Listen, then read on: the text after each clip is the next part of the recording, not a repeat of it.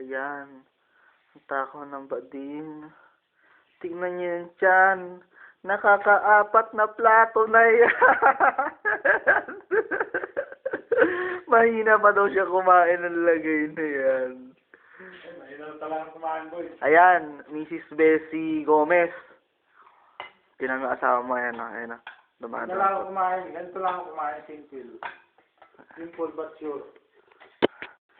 Tingnan ako sumubo, ha. Ay. Ay, tingnan mo naman ang asawa mo. Lalaki butos ng ilong. Bading. Bading na ang asawa mo. Sabay, sabay. Kuha-kuha. Naka-zoom. Naka-zoom.